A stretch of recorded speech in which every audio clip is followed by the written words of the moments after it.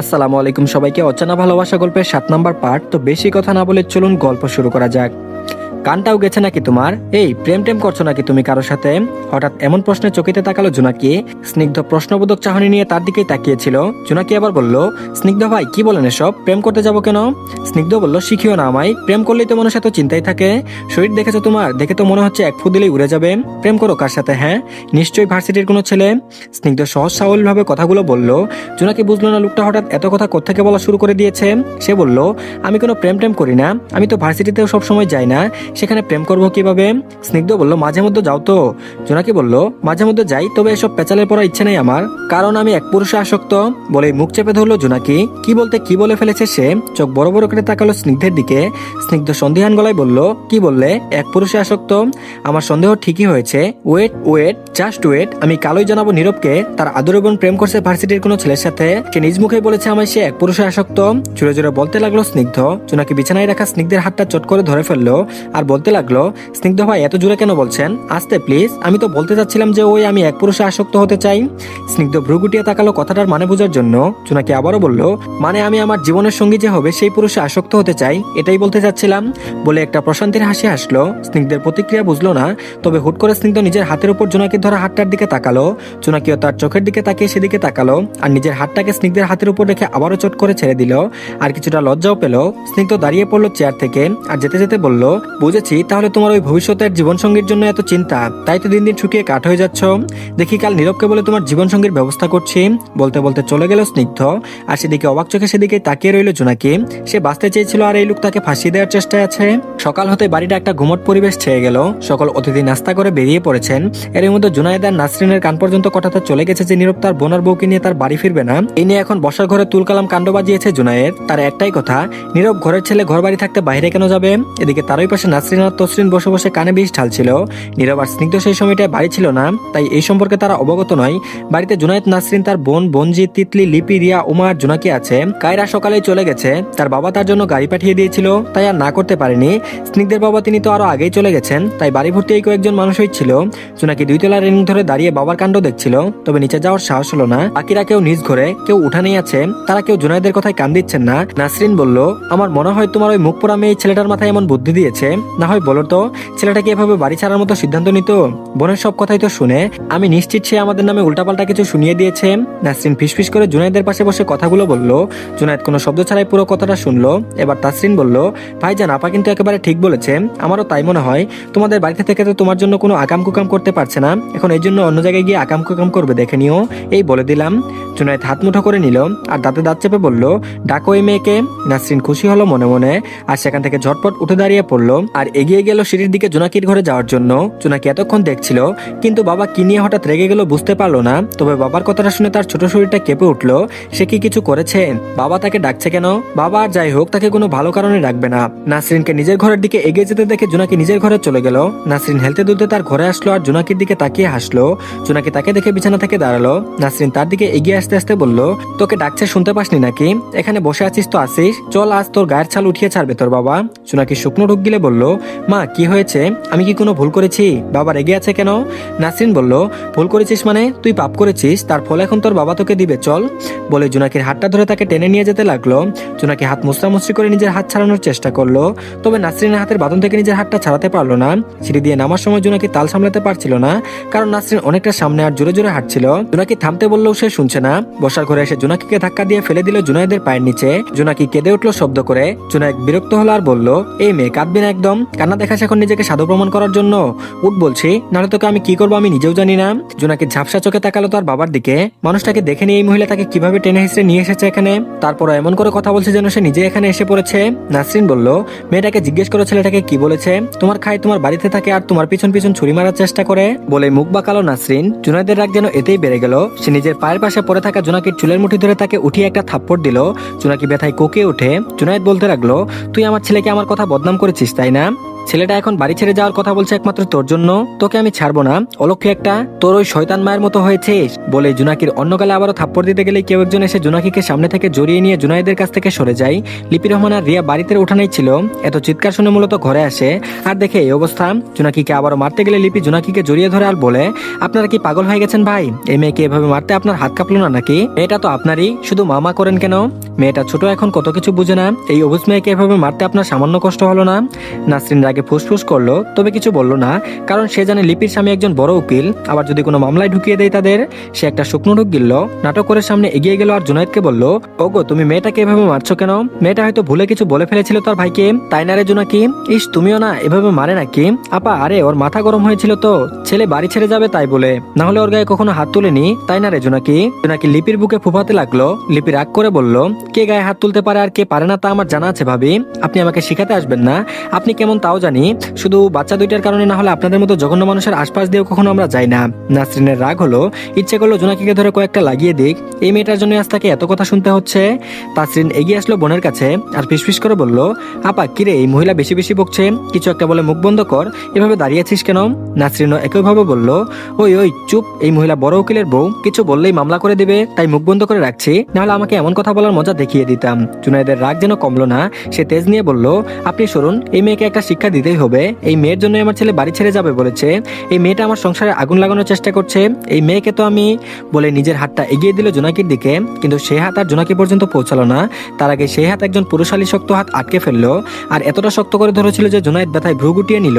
পাশে তাকাতেই দেখলো একজোড়া লাল বর্ণের চোখ যেন আগুন জ্বলছে সেই চোখে। জুনায়েদ একটা ঢুক গিলল, নিজের হাতটা ছাড়ানোর চেষ্টা করলো, স্নিগ্ধের বলিষ্ঠ হাত থেকে মুক্ত পেল না সে। স্নিগ্ধ চোখের পলক ফেললো না, গম্ভীর মুখে বলল, আপনার এই হাত দিয়ে তাকে যতবার আঘাত দিয়েছেন ঠিক ততটাই আঘাত আমি আপনাকে ফিরিয়ে দিব, ঠিক যতটা না কষ্ট পেয়েছে ঠিক ততটা কষ্ট কাতরাবেন আপনি, ইটস প্রমিস অফ স্নিগ্ধ রহমান। বলে জুনায়েদের হাত ছেড়ে দিল। স্নিগ্ধের এক একটা কথায় যেন কেঁপে উঠল জুনায়েদ, তার গলা দিয়ে আর শব্দ বেরোলো না, সবাই তখন নিশ্চুপ, চারিদিকটা নিস্তব্ধ হয়, কয়েক সেকেন্ড পর পর জোনাকি ফুফানোর শব্দটা আসছে। স্নিগ্ধ লিপির দিকে তাকিয়ে সেই গম্ভীর ভাব বজায় রেখে বলল, মা তুমি রিয়ার ভাবিকে নিয়ে চলে এসো, বাইরে গাড়ি আছে, নীরব তোমাদের সাথে মাঝপথে গাড়িতে উঠবে, আমি জোনাকিকে নিয়ে যাচ্ছি।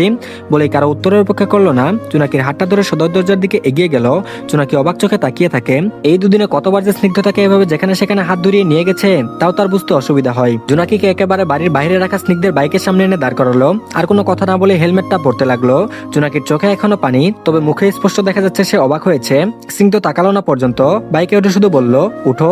জোনাকি প্রশ্নবোধক চাহনি নিয়ে তাকায় তার দিকে, তাকে কি উঠতেই বলছে? যদি তাকেই বলে তাহলে তো তাকে কোথাও নিয়ে যাবে, ভাইয়াও তো নেই তাহলে। জোনাকি প্রশ্ন করার জন্য মুখ খুলতে যাবে, ঠিক তখন স্নিগ্ধ বলল, কোনো প্রশ্ন করবে না, বাইকে ওঠো, নয় তোমাকে কিভাবে ওঠাতে হয় তা আমার ভালো করে জানা আছে। জোনাকি বুঝলো স্নিগ্ধ রেগে আছে। স্নিগ্ধ যেহেতু লিপি আন্টিকে বলেছে তাদের সাথে ভাইয়ার ভাবিকেও নিয়ে আসতে, সেহেতু সেই জায়গায় হয়তো তাকেও নিয়ে যাচ্ছে ভেবে জোনাকি বাইকে উঠে পড়লো। উঠে গতবারের মতো গাড়ি পেছনে থাকা গ্রেপ প্লেটটা ধরে বসলো। ভেবেছিল স্নিগ্ধকে বলবে ধীরে চালাতে, কিন্তু তার বলার আগে স্নিগ্ধ তার বাইকের 4G স্পিড চালু করে দেয়, যেন যত রাগ আছে সবাই বাইকের উপর দিয়ে যাচ্ছে। এদিকে জোনাকি নিজেকে আর সামলাতে পারলো না, থুবড়ে স্নিগ্ধের পিঠের উপর গিয়ে পড়লো আর দুই হাত দিয়ে স্নিগ্ধকে জড়িয়ে ধরে চোখ খিচে বন্ধ করে নিল। কিছুক্ষণ বাদে বাইকের গতি কমে আসতে জোনাকি চোখ পিটপিট করে চোখ খুললো। চোখ খুলে আশেপাশে তাকিয়ে স্নিগ্ধকে ছেড়ে দিয়ে আবারও গ্রেপ রেলটা ধরে বসলো। বার কয়েক নিঃশ্বাস নিয়ে আবারও ছাড়ে। জোনাকির হঠাৎ চোখ যায় সেই বাইকের সাইডে মিররের দিকে। স্নিগ্ধের গায়ে আকাশি রঙের একটা শার্ট, তার সব গুতাম খোলা, ভেতরে একটা সাদা টি শার্টও আছে। বাতাসের কারণে চুলগুলো অনেকখানি উঠছে, বাতাসের তালের সাথে দুলছে, মুখে হাসির হও নেই, অথচ মানুষটা হাসলে তাকে কত না সুন্দর লাগে। হুট করে সে স্নিগ্ধর দিকে তাকালো, সেই মিররের দিকে। জোনাকি চোরা চোখে তাকিয়ে ফিরিয়ে নিল চোখ জোড়া, আর মনে মনে জিভ কাটলো। স্নিগ্ধকে কোথাও এক জায়গায় গাড়ি থামাতে দেখে ভ্রু গুটিয়ে তাকালো। তার কাছে অপরিচিত এই জায়গা, তবে এটা যে গ্রামের বাইরে তা সে নিশ্চিত। জোনাকি বাইক থেকে নেমে দাঁড়ালো, তারপর স্নিগ্ধ নেমে হেলমেটটা খুলে বাইকে আটকে রেখে দিল। জোনাকি ভ্রু কুচকে বলল, স্নিগ্ধ ভাই এটা কোন জায়গা, আর আপনি আমায় এখানে নিয়ে এসেছেন কেন?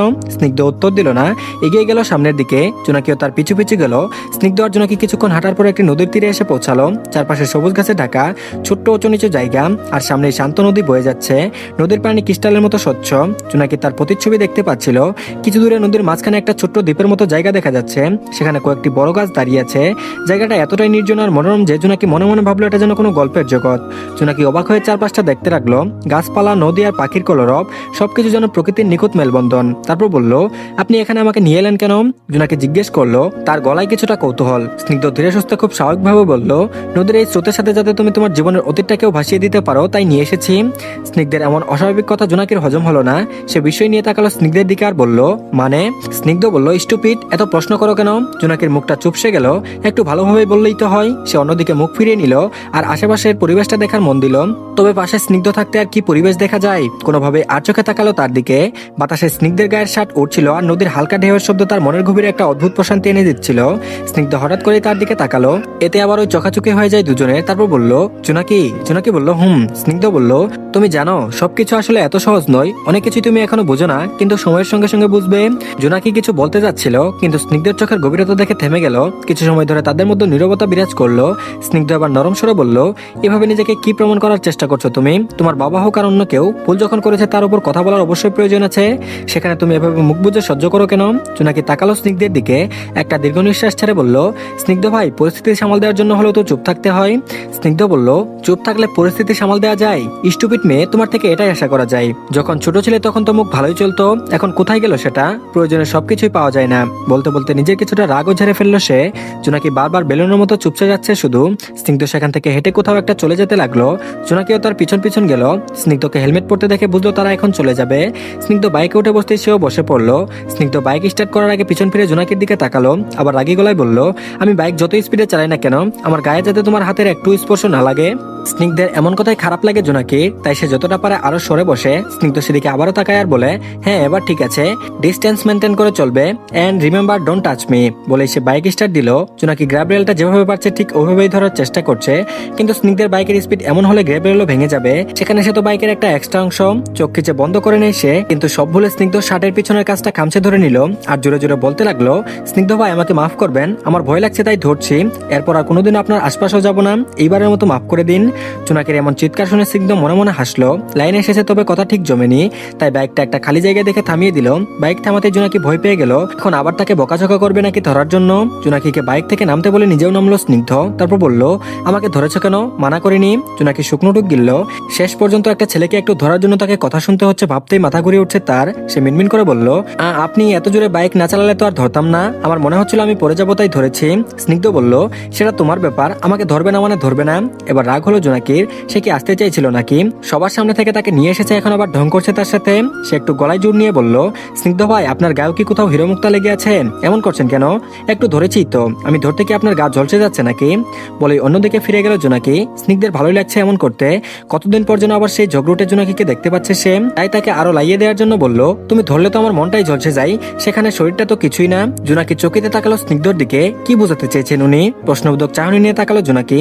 স্নিগ্ধ হেসে হেসে বলল, স্টুপিড মেয়ে, বুঝবে না তুমি, গ্যাস্ট্রিক হয়েছে, বুকটা জ্বালা করছে, এটাই বলছিলাম। বলে বাইকে উঠে পড়লো। জোনাকি তাকিয়ে রইল স্নিগ্ধের দিকে। স্নিগ্ধ তাকালো জোনাকির দিকে আর বলল, বসবে নাকি চলে যাব আমি? জোনাকি ঠোঁট উল্টে বলল, আপনি বাইকটা ধীরে চালাবেন তো, নাহলে আমি আপনাকে ধরলে কিছু বলতে পারবেন না। স্নিগ্ধ মুখে কিছু বলল না, ইশারায় উঠতে বলল। জোনাকি আর দেরি করলো না, উঠে পড়লো বাইকে। আর স্নিগ্ধ বাইক স্টার্ট দিল। এবার কিছুটা ধীরে চালালো সে, তাই জোনাকিও নিশ্চিন্তে বসলো। এভাবে আরো 1 ঘন্টা বাদে তারা মেন রোডের কাছাকাছি পৌঁছালে সেখানে দাঁড়িয়ে থাকতে দেখে স্নিগ্ধের গাড়িটা। তারা ঠিক তাদের গাড়িটার সামনে গিয়ে থামে। জোনাকি আর স্নিগ্ধ নেমে পড়ে। গাড়ি থেকে নীরব বেরিয়ে আসে আর তার সাথে জোনাকিকে জড়িয়ে ধরে বলে, আমাদের বাবার মতো জঘন্যভাবে এই পৃথিবীতে আর কোনো সন্তান না পাক। জোনাকি বলল, ভাইয়া বাদ দাও তো, তুমি বাড়ি ছেড়ে যাবে বলেই তো এমন করলো। নীরব বলল, আমি আর তুই একই মায়ের সন্তান, সেখানে উনি আমাদের মাঝে ভেদাভেদ করে কেন বুঝিস না? শুধুমাত্র আমার দেওয়া টাকার লোভে কতটা জঘন্য মানুষ হলে নিজের সন্তানের সাথে এমন খারাপ আচরণ করা যায়? স্নিগ্ধ এগিয়ে আসলো নীরবের দিকে আর বলল, নীরব এখন আমাদের বাসায় চল, ওই বাড়িতে যাওয়ার জাস্ট কোনো প্রয়োজন নেই। নীরব জোনাকিকে ছেড়ে দাঁড়ালো আর বলল, আমাকে কোম্পানি থেকে কিছুদিন আগে একটা ফ্ল্যাট দিয়েছে, আমার প্রমোশন হয়েছিল, তবে ওখানে যাওয়ার প্রয়োজন বোধ মনে করিনি বলে বন্ধ পড়ে আছে, আমরা না হয় সেখানেই উঠবো। স্নিগ্ধ বলল, ওখানে জিনিসপত্র তো কিছুই নেই, থাকবি কিভাবে? কয়েকদিন আমাদের এখানে থাক, দেন তারপর ওই বাসা ঠিকঠাক হলেই চলে যাস। নীরব ভ্রু গুটিয়ে কিছুক্ষণ ভাবলো, বন্ধু হিসেবে থাকা যায়, কিন্তু নিজের নতুন বউকে কিভাবে বন্ধুর বাসায় নিয়ে রাখে? কিন্তু সে জানে উমা কিছু করবে না, তবে সে সবটাই জানতো তার পরিবারের কথা। তারপরও নিজের বিবেকে কেন জানি বাঁধছে ব্যাপারটা। তারপর বলল, এত ভাবাভাবির কি আছে নীরব, আমি জাস্ট লাস্টবার বলছি, তোরা আমাদের সাথেই যাচ্ছিস। নীরব বলল, ওকে ব্রো, এমন রেগে যাওয়ার কি আছে, আমরা যাচ্ছি তোদের সাথে। জোনাকি এতক্ষণ তাদের দুই বন্ধুর কথোপকথন শুনছিল। তারা নীরবদের বাসায় যাচ্ছে শুনে বুকটা ধুক করে উঠল। যার থেকে পালানোর চেষ্টা করে ঘুরে ফিরে তার বাড়িতেই যাবে, কিন্তু দুজনের মুখের উপর কিছু বলতে পারলো না সে। ধন্যবাদ সবাইকে। আজকে আমার জন্মদিন, তাই আর বেশি পার্ট দিতে পারলাম না, ইনশাল্লাহ আগামীকাল থেকে বেশি করে দিব। তো সবাই অবশ্যই চ্যানেলটিকে সাবস্ক্রাইব করে দিন, আর ভালো থাকবেন সবাই। আল্লাহ হাফেজ। আর ভিডিওতে একটা লাইক দিন।